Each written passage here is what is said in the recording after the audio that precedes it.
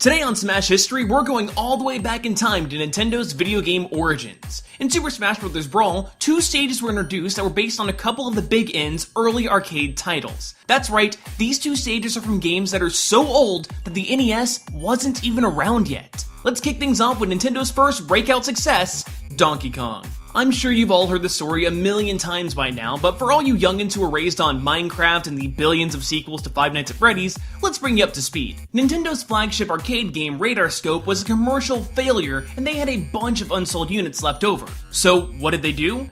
Well, they converted them into brand new game cabinets, of course. Nintendo approached one of their young employees, Shigeru Miyamoto, teamed him up with the legendary designer Gunpei Yokoi, and tasked them to create a brand new game.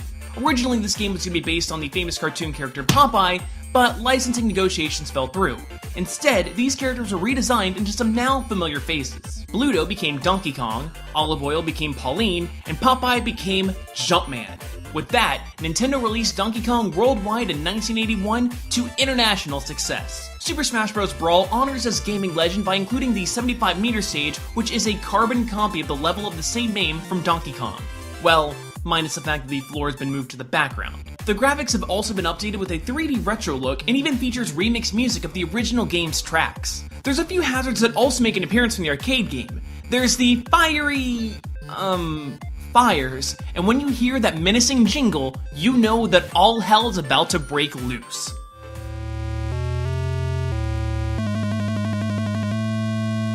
This jingle comes from the opening of the Donkey Kong arcade game, and in the upper left-hand corner of the stage, a pixelated Donkey Kong will emerge and throw deadly springs.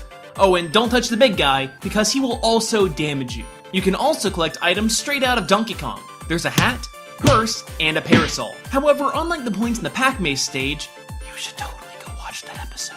The points earned in 75 meters are completely worthless. Aww. The only real difference between the stage's appearance in Brawl and in Smash for the Wii U is the walk-off sections were removed, making each platform its own, pseudo-isolated island. There's also the Omega version of the stage, which pits players against each other on a collection of beams suspended in front of the standard level. But now, let's move on to the other arcade stage from Brawl, Mario Bros. First released in 1983, this game featured the Mario Brothers before they went all super, fought fire-breathing turtles, and rescued princesses. Princesses.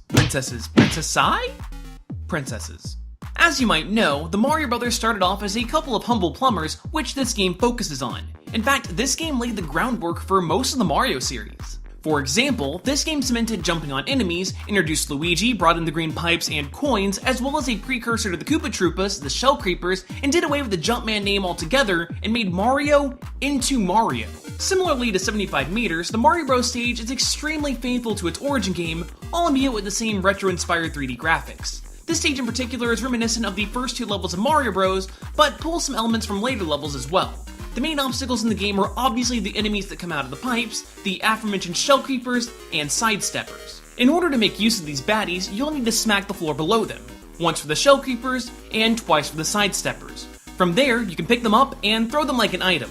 However, if you let them sit there, they'll change colors, flip over, move quicker, and deal even more damage. You can also flip enemies over using the POW block, which appeared in the Mushroom Kingdom stage of the original N64 version of Smash, but became a standalone item in Super Smash Bros. 4. Finally, the other obstacle of the Mario Bros. Stage are the green flames that appear in the bottom portion. While in the arcade game there are both red and green fireballs, that does not make the fire any less menacing. If you get hit by one, chances are you're probably going to get knocked out. Speaking of getting knocked out, this stage is very unconventional in terms of playing on it, as the many platforms make it awkward to land kills. Even game director Masahiro Sakurai said that, quote, "Speaking frankly, this stage throws all the basic rules of Smash out the window." The reason behind this is that while in the arcade game Mario and Luigi could walk up the edge of the screen and appear on the other side, in Smash that's basically the only place where you can die. This leads to some drastically different battles. Now, before I let you guys go, I've been getting a lot of tweets about how much you guys loved last month's Loot Crate. This month looks like it's going to be even better with its Unite theme, with items coming from the best teams out there, including the Avengers, Team Fortress, Bravest Warriors, Rick and Morty, and even the freaking Power Rangers. My fellow Loot Crate buddies, unite with me by going to lootcrate.com/Theorist and using the code Theorist at checkout to save yourself some cash on some amazing geeky goodness. But hey, if that's not for you, feel free to check out the last episode of Smash History where I talk about the DLC character Mewtwo, or head on over to my personal channel and check out my parody video of every single Five Nights at Freddy's video ever. Hopefully that will hold you guys over until MatPat makes another game theory on it.